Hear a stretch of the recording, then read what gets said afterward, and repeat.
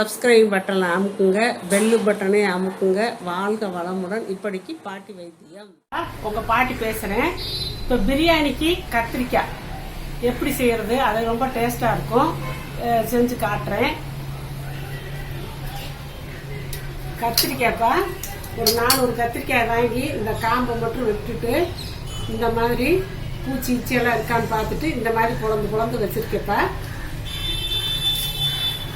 இது பிரியாணிக்கு அரைச்சது தான்.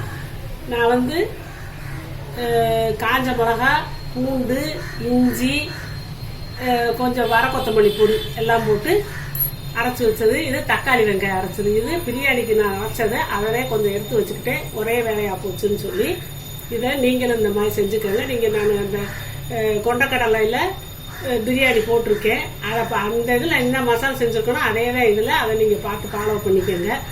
இது இப்படி இருக்கா. இது மிளகு அரை ஸ்பூனு, சீரகம் அரை ஸ்பூனுப்பா. இது வறுத்த வேர்க்கடலை பருப்பு 1.5 ஸ்பூனு, எள்ளு 1 ஸ்பூனுப்பா. இதெல்லாம் வறுத்து தனியாக அரைச்சிக்கிடுவேன். இதை பட்டை கிராம்பு பொடி ஒரு அரை ஸ்பூனு, கொஞ்சம் சோம்பு, கருவேப்பிலை தாளிக்கிறதுக்கு இதெல்லாம் போட்டு தாளிக்க போகிறேன். தாளித்து இதை எண்ணெயில் வதக்கி எடுத்துக்கிட்டு இதை தாளித்து போட்டு நான் கிண்டி காட்டுறேன். இதெல்லாம் போட்டு வதக்கி காட்டுவேன் செய்கிறேன். கொஞ்சம் ஒரு பெரிய நெல்லிக்காய் அளவு புளி, இவ்வளோ கொஞ்சம் புளியை ஊற வச்சு அதை கரைச்சி நான் லாஸ்ட்டில் ஊற்றுவேன், காட்டுறேன். பெரிய நெல்லிக்காய் அளவு புளி இதை கொதி தண்ணியில் போட்டு கொதிக்க வச்சு நான் கரைச்சி ஊற்றுறப்ப உங்களுக்கு காட்டுறேன். 1.5 ஸ்பூன் அளவுக்கு நல்லெண்ணெய் தான்ப்பா ஊற்றணும். நல்லெண்ணெய் தான் இதுக்கு நல்லா இருக்கும். 1.5 ஸ்பூன் அளவுக்கு ஊற்றிருக்கேன். இந்த கறி மசால் பொடி, பிரியாணி பொடியும் சோம்பையும் போட்டுறேப்பா.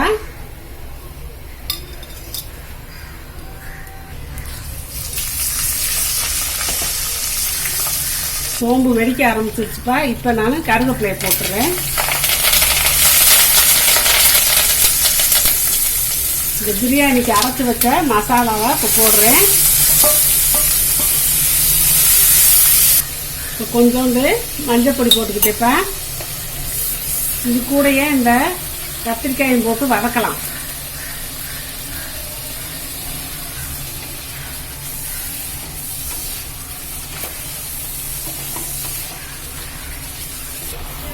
இந்த கத்திரிக்காய் இங்கே வதங்கட்டும்ப்பா. நம்ம அந்த எள்ளை வறுத்துக்கிடுவோம். எள்ளு, மிளகு, சீரகத்தை நம்ம வறுத்துக்கலாம். இது வாட்டில் இங்கே வதங்கிட்டு கிடக்கட்டும். அஞ்சிச்சு இந்த மிளகு சீரகத்தை போட்டுறேன். இது கூடயே எள்ளையும் போட்டுக்கிறேப்பா. எள்ளு பொரிஞ்சிருச்சுப்பா. இப்போ இந்த வேர்க்கடலை வெங்காயம் வறுத்து வச்சோம்னா சும்மா 2 துண்டு அடுப்பை ஆஃப் பண்ணிட்டேன். ஆற வச்சு இதை நம்ம அரைச்சிக்கலாம். இப்படியே இன்னும் கொஞ்சம் நல்லா வதங்கட்டும்ப்பா. அந்த மசாலும் நல்லா எண்ணெயிலே வதங்கட்டும். நல்லா எண்ணெய் பிரிஞ்சு கத்திரிக்காய் வதங்கிடுச்சு, மசாலாவும் வதங்கிடுச்சுப்பா. நல்லா எண்ணெய் பிரிஞ்சு வந்துருச்சு. இந்த நேரத்தில் நம்ம இந்த புளித்தண்ணி, கரைச்சி வச்ச புளித்தண்ணியை ஊற்றலாம். இப்போ இது வேகட்டும். நம்ம மூடி வச்சுட்டு இதை நம்ம வறுத்து வச்சதை அரைச்சிக்கலாம்ப்பா. இந்த வறுத்து வச்சது எள்ளு, மிளகு, சீரகம், வேர்க்கடலை எல்லாத்தையும் போட்டு நம்ம அரைக்க போகிறோம்ப்பா. தண்ணி ஊற்றிக்கலாம்.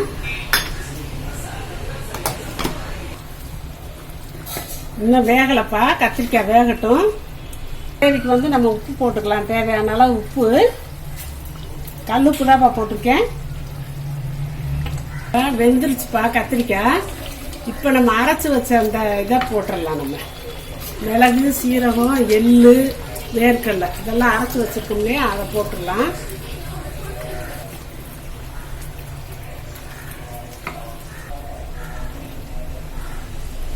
வெந்தயக்கீரையை நல்லா அலசிட்டு கழுவி காய வச்சு வச்சிருக்கப்பா. இப்போ டிஷ்களுக்கெல்லாம் போட்டோம்னா நல்லா வாசமா இருக்கும். வெந்தயம் இப்படி இல்லாட்டி கொஞ்சம் வெந்தயத்தை சேர்த்துக்கலாம். இது இருக்கிறதுனால நம்ம வெந்தயக்கீரை போட்டுக்கலாம். வெந்தயம் சேர்க்க வேண்டியதில்லை. இப்போ இதை வெந்தயக்கீரை காஞ்சதுப்பா. நிழல் காய்ச்சல் காய வச்சது. ஒரு 5-6 நாள் காய வச்சோம்னா காஞ்சிரும். இப்படி கிள்ளி இதில் போட்டுறணும். போட்டாச்சுப்பா. ஒரு பிரட்டி மூடி ஒரு நிமிஷம் கொதிக்க, ஒரு அரை நிமிஷம் கொதிக்க விட்டா போதும்ப்பா. நல்லா கலந்து வெந்துருச்சுப்பா. இந்த அளவுக்கு வந்தால் போதும். நம்ம அடுப்பு ஆஃப் பண்ணிவிட்டு இறக்கிடுறேன். பிரியாணிக்கு கத்திரிக்காய் கிரேவி ரெடி. அது ஆறின பிறகு பார்த்தீங்கன்னா அப்படியே கத்திரிக்காய் அதுவும் கிரேவியாக குழக்குழன்னு நல்லா இருக்கும்.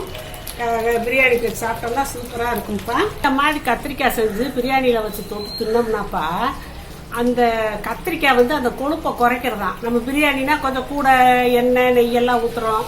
அதுக்கு இந்த கத்திரிக்காய் சேர்த்தா அந்த கொழுப்பை குறைக்குமா. அதுக்கு தான் அந்த காலத்தை வந்து பெரியவங்க பிரியாணி இப்படி தேங்காய் சாதம் இப்படி கொழுப்புள்ள சாதங்களை செஞ்சால் இந்த மாதிரி கத்திரிக்காய் கிரேவி வச்சுக்கிறாங்கப்பா. இது ரொம்ப டேஸ்ட்டாக இருக்கும்ப்பா. அந்த இன்னும் கொஞ்சம் சாப்பிட்லாம் போலயே இருக்கும், அவ்வளோ டேஸ்ட்டாக இருக்கும் அந்த கத்திரிக்காய். இது அப்படியே வெந்து பூ போல அப்படியே உள்ள எல்லாம் போய் அந்த சாரெல்லாம் இறக்கி ரொம்ப சூப்பராக இருக்கும்ப்பா. இந்த மாதிரி செஞ்சு பாருங்கள், அப்புறம் சொல்லுங்கள். நீங்கள் வாழ்க வளமுடன். இப்போ நிறைய பேர்ப்பா நான் அவங்க கொஸ்டினுக்கு ஆன்சர் சொல்கிறோம்லன்னு கேட்குறாங்க. சொல்லிக்கிட்டு தான் இருக்கேன். நான் அதுக்குன்னு சொல்லி பார்வையாளர்கள் கேள்வி பதில் நான் போட்டிருக்கேன். அதை பார்த்துக்கோங்கப்பா. அதை பார்த்தீங்கன்னா உங்களுக்கு தெரியும். நான் வரிசையாக கேள்வி பதில் போட்டுக்கிட்டே இருக்கேன். அதில் போட்டு பார்த்தீங்கன்னா நீங்கள் கேட்ட கேள்விக்கெல்லாம் நான் பதில் சொல்லிடுறேன்ப்பா. அதை கட்டாயம் நீங்கள் பார்த்து தெரிஞ்சுக்கோங்க. சப்ஸ்கிரைப் பட்டனை அமுக்குங்க, பெல்லு பட்டனை அமுக்குங்க. வாழ்க வளமுடன். இப்படிக்கு பாட்டி வைத்தியம்.